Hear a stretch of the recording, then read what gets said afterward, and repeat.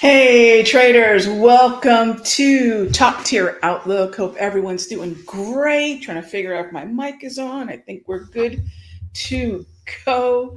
All right, I am broadcasting from my second office. We're going to be doing a lot of content here in the coming year. So while it might be sparse right now, there's our little interview stool and table, and we're going to be doing a lot from this office. Actually, I probably could show you the layout here. I've been kind of teasing this one for a bit. I mentioned that I've been building a new rig for this other office that I'm in, and I'll be doing a video soon. A lot of folks asking, where are you doing your computer setup at? We used digital. Oh my gosh, digital. There's a name for them. Oh, I'll find out. Yeah, I had them build a computer out. Really, really happy with it. And then big shout out to, basically Amazon Prime, because that's pretty much where I got the rest of the monitors. And what we have here are two 43-inch monitors flanked by two 27-inch monitors set to portrait. And I'm really enjoying this one. I think a few of you caught my session in the Sector Secrets Mastery last week, and we're going to do a lot more here, just working on the acoustics. So that's all the good stuff. Hope everyone's been enjoying the football this weekend. I won't kid you, I was rooting for the Packers. I don't know how many Packer fans are out there. I find myself rooting for the underdog a lot anymore, but that was a really good game. And got to root for the Lions, unless, of course, you're a Tampa Bay fan, in which case Baker Mayfield really probably quieted his doubters. He had an amazing outing. It looks like the Lions are going to be, although I shouldn't speak too soon. It looks like the Lions are heading to a meeting with the Niners, which go Lions. And then tonight, Chiefs, Bills all the way. Bills all the way. Again, the underdog. Hope everyone's doing great. Sound is okay. All right, I appreciate that. Hopefully, I said we'll do some more content from here as we set this place up. So it's been a lot of fun. All right, let's get to it. As always, we haven't had a top tier outlook schedule this year, and I believe this might be the very first top tier outlook of 2024. Stanley, you're rooting for the Chiefs. I'll tell you what. I know if you're a fan of the Chiefs or the best Snickers commercial ever. Who are the chefs? How many saw that Snickers commercial? For sure, I get it. But yeah, if someone said, who are you betting your money on? I'd have to say the Chiefs. Who are you hoping are going to win? Gotta say the Bills. All right. So it's been a fun playoff season. Lots of surprises, lots of really close games, and a lot of blowouts here. Okay, so let's talk about what we've got coming up. Look, macroeconomically, we have been dealing with an environment where we have really a dovish central bank pivot, right? The question isn't if, it's when. They are going to pivot, okay? And I know a lot of folks are saying, no, they're not going to cut with the NASDAQ at all-time highs and things of that nature. Look, I'm only going to do one thing, and I'm going to look at the data. The data right now shows that the Fed fund futures are absolutely expecting rate cuts this year.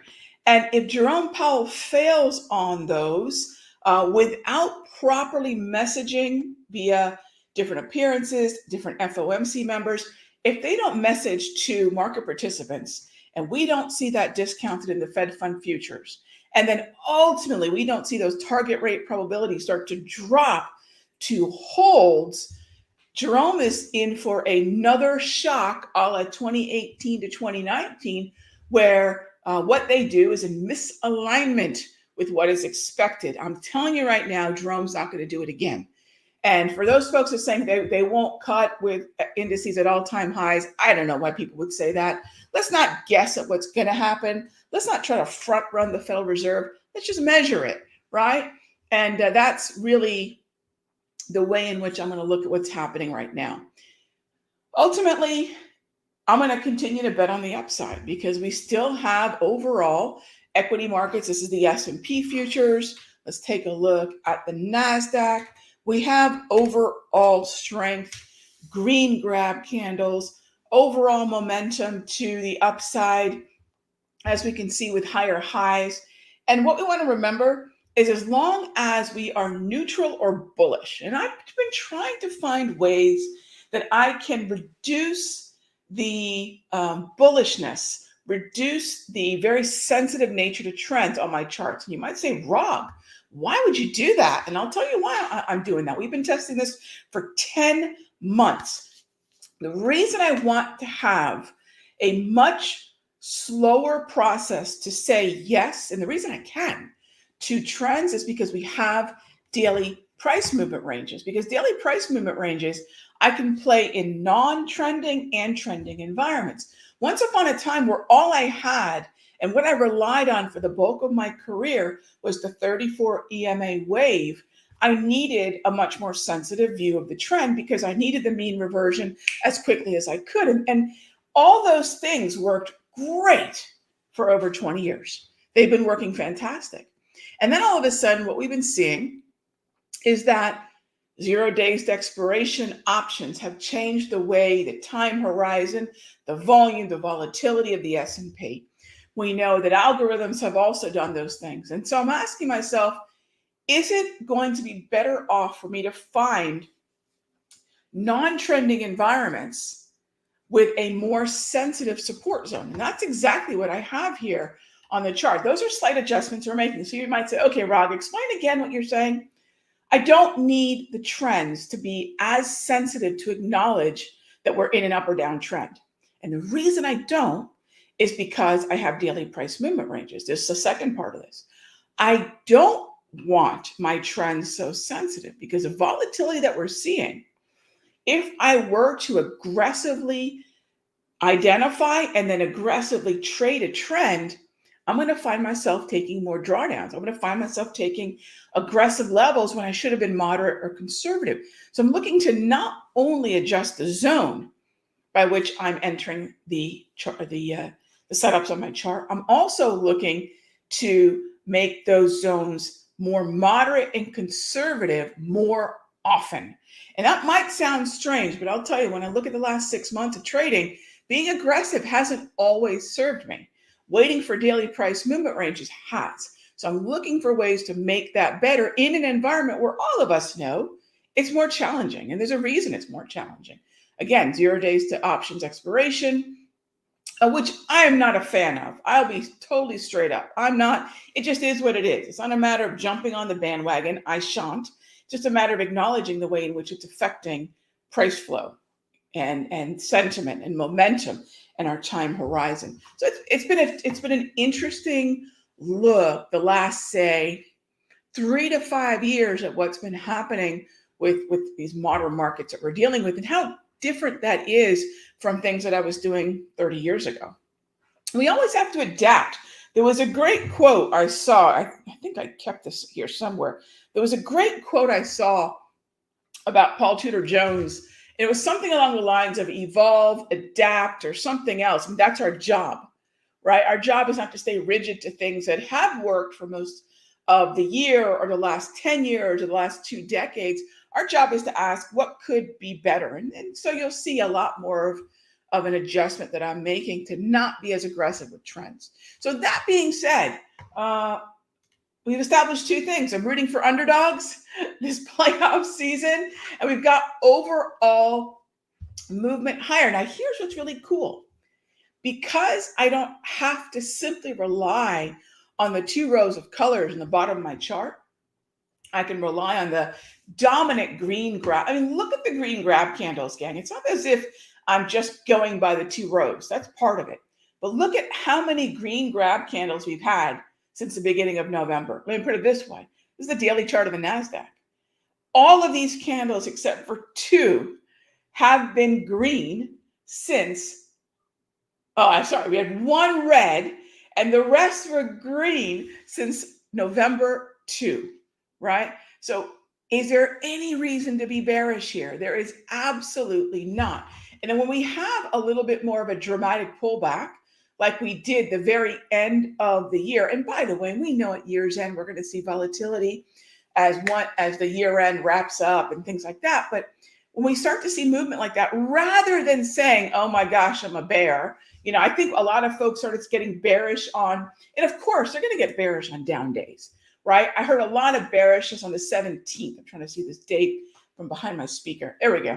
On the 17th, everyone's all of a sudden a bear again. Really? And then here come all-time highs for basically 2 sessions. So please be careful listening to folks who are telling you that the big drop is to come. Maybe, but in the meanwhile, how many folks missed out on last year because these same people running their mouths about the big drop to come? Think about how much that costs, waiting for the big drop, waiting for, scared of the dark at the top of the stairs. Think about how much money was missed, how many opportunities were missed because folks saying, hey, the shoe's about to drop. I'm getting a lot of that now. Oh my gosh. If you open up Twitter, if you open up Instagram, heaven forbid you go on Facebook or turn on television, don't you know the world's about to end? How long have they been telling us that for? Since 11,000, we're at 17,500 right now. Got to shut those voices up. They've been wrong.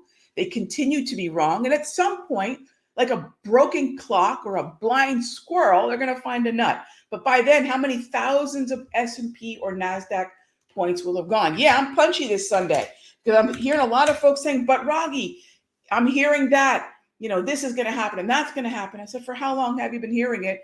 And how many thousands of points, or how many in this case of the S&P, how many hundreds of points have gone by while we're waiting for that shoe to drop, right?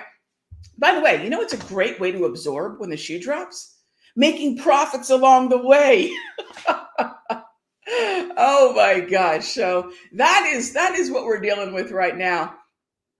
And I think that ultimately, as long as we just follow the trend and we get very specific about where we get in and have stop losses, we're going to be okay. So that's my big message today. And then let's take some questions. As always, looks like we've got some Chiefs fans in the room. And let's see. Any questions on symbols you're looking at? As far as where I want to be a buyer, well, let's go back to what my plan is. Let's use the S&P here. Where do I want to be a buyer? Look at all the green grab candles. Green is bullish, right? Now, when I lose the trend, what I want to remember is I don't want to consider most moving averages, and I don't want to consider the 34 EMA wave. So we have to be able to say, this is the environment where a certain indicator is going to be better than another, right? There's no such thing as one indicator in all environments. Everyone's looking for the Holy Grail. That's like golfers who think there's that one magical club that get them down to a 5 handicap, right? I would no sooner go through the whole golf course with one club than I would the absolutely ridiculous, going and tilting out windmills task of thinking one indicator is going to take me through all the different types of market movement, price movement we could see on the symbols that we're trading. All right, so that just brings us back to being objective, right? What does that mean? Knowing that structure dictates strategy, right? We want to use our brains, and our brains will say, I want to sequence. Brains want to compartmentalize, right? There's no way to shut off emotion. There's no way to shut off our brain. So let's not, seek something that's impossible, right? But what we can do, what the brain does like to do, let's use this to our advantage, is compartmentalize. Yes? Don't we want to find a few keys and say, oh, this is that? Do we all want to do that? Don't we all have a tendency to want to do that? So this is that. So let's look at it this way. If I could tell my brain, compartmentalize between trends and non-trends, great. I'll give it the cues so it can do this thing that it's going to do anyway, right? So this is where it becomes so much easier to be objective because I'm working with my brain rather than expecting things that are unrealistic, like trading without emotion or trading without any kind of bias. We're going to have certain biases. Let's just use our brain to our advantage. In a neutral environment, now I'm going to compartmentalize and say, I have a choppy environment. This is not as strong a trend as it was in December. I think we can agree on that, right? Look at the way December behaved and look at the way January is behaving. Is this as strong a trend? No, I don't have to guess. I'll go down and look at these indicators. They were green, now they're yellow. No problem, but the candles are green. I'm going to remain bullish. Now I'm going to tell my brain, all right, you want to compartmentalize? Great. In an environment where I want to be a buyer, let's buy the gray. What's the gray? The gray is, think of it this way, an oversold support level based on volatility. This is exactly what I talked about in the video from Friday. So thank you for everyone who watched that Friday and gave it a thumbs up or left a question. I appreciate that. I love the interaction we have on those videos. I hope it was helpful. So this is where, again, what do I want to do? I'm going to realize that I'm always going to be biased. I'm a human being. I'm always going to have emotion. My father's name was not Spock. And I'm always going to have to deal with my brain. No way to shut that off. However, when I acknowledge what it wants to do, it wants to compartmentalize. It wants to find, if I ask it a question, should I be a buyer or a seller, rather than thinking about letting it decide on its own, I'll say, look, what color is it? It's yellow. What does that allow me to do? It allows me to be a buyer or a seller. But what was the color before this? It was green. So what's the likelihood we're going to continue? Very high. What are the colors of the candles? Also green, right? So when I have a sequence, the brain goes, great, I'll compartmentalize. Green means bullish. Green to yellow means bullish neutral. And gray is where I buy. Color coding. You remember those clothes they were selling to kids? I wish they had them for adults. Garanimals, you just match the animals up and your outfit matches as a child. I wish they had those for adults. We're kind of doing that with the charts, right? That's exactly what we're doing there. All right, so let's see what else we have. I am still bullish. I don't feel anything. I don't want to think about being bullish. I see it, right? And in the seeing, I trade what I see and not what I think. So I love it. Absolutely. Okay. So let's take a look at Procter & Gamble. Hey there, Chris. Yeah, Procter & Gamble is an interesting one. It's a staple. It's the number one weighted stock in staples. Now, the question is, Chris, if you take a look at relative performance, and maybe we'll do this tomorrow when we do charts and coffee. We take a look at, actually, we can do this right now. Give me one moment here. I want to go to XLP. All right, Chris. Procter & Gamble. If I'm looking for relative performance, there's two things I'm going to do. One, what is the relative performance of Procter & Gamble right now? Is it a sector that we're seeing a lot of flow into? Well, it is an uptrend, right? But if I have general strength in the S&P and the NASDAQ, I'm not going to expect that defensives like utilities and staples are necessarily going to outperform. But certainly it is an uptrend, right? Is Procter & Gamble the best uptrend, though? It is not. It's not, right? Look at the yellow trend. Look at the neutral trend. It's also below the white dots. That's the equator, right? Above the white dots is the bullish hemisphere. Below the white dots is the bearish hemisphere. So Procter & Gamble is kind of struggling. Costco's not. This is relative performance. Costco's not. Coke's not. Mondelez, Colgate, Monster. Go figure. Monster Energy is a staple. That's the world we live in. And XLP itself, the tide as opposed to the boats, is doing very, very well. And so that is going to give us, right? That's going to give us the way for the brain to say, all right, let's compartmentalize. Let's use our brain to our advantage. If you want to buy something, great. Find the green stuff. Green grab candles, green trend. So Procter & Gamble is not necessarily going to be on my list of things to look at right now because it's not going to be something that is a relative performer necessarily at the moment. There might be better stuff. Not that it can't go up, but there should be other things that should go up with more ease. All right. So thank you, Chris. I appreciate the question. And let's see here on Procter & Gamble. All right, there we go. So TLT. Hey there, Grace. Let's go on back to our layout here. So we're going to look at the long bond. Now to look at the long bond, I'm not going to start with TLT. I'm going to start with that nearly 24-hour look at the long bond, and that's ZB. So let's look at the pieces here. All right, let's look at the pieces. What's happening? You might say, oh, Rag, that's red. It is, but let's take a look at the structure. The lower row is green to yellow. Bullish to neutral. I'm still bullish. I'm still expecting movement to the upside.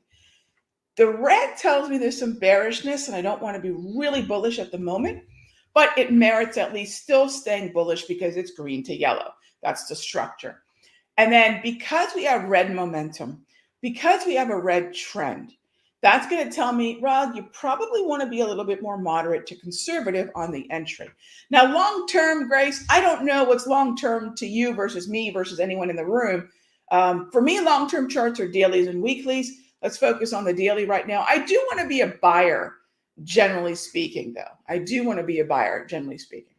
All right, Munair asks, if I'm understanding correctly, we should ignore trend and momentum this week and stick with DPMR. Munair, I'm pretty sure that's not what I said at all.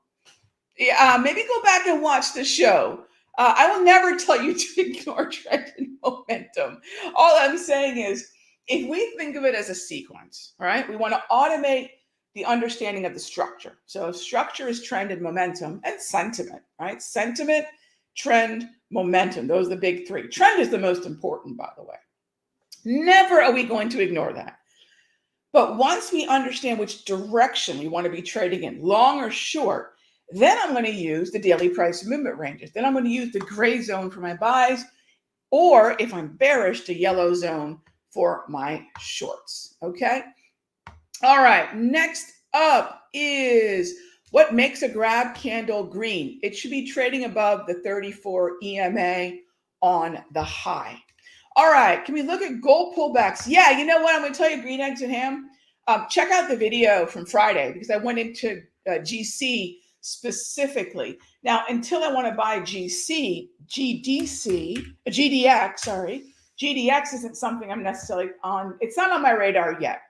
I won't trade miners until I've got a really good read on gold itself. I'm not going to trade oil, for example, oil futures, until I have a setup, and then I'll look at oil stocks. So if I think about, let the commodity go first, and then I'm going to take a look at the stocks that are related to the commodity. I'm not ready to play GDX yet because I'm just starting to get some clarity on gold itself. So I'll start with gold. It could be GLD too, by the way. You know, I'll still look at GC for GLD, but we could enter micro gold. We could enter full-size gold. We could enter GLD gold ETF. That's definitely what I want to take a look at there. All right. So, gang, as always, thank you for joining me for our Top Tier Outlook. We're together from 6 to 6:20 on Sundays. I'll be back for Charts and Coffee tomorrow at 9. So, hope everyone's going to have a great evening. Enjoy the rest of the weekend, the football, dinner, whatever else you have planned. I'll see you tomorrow morning, 9 a.m. Be good to each other, gang. I'll talk with you soon.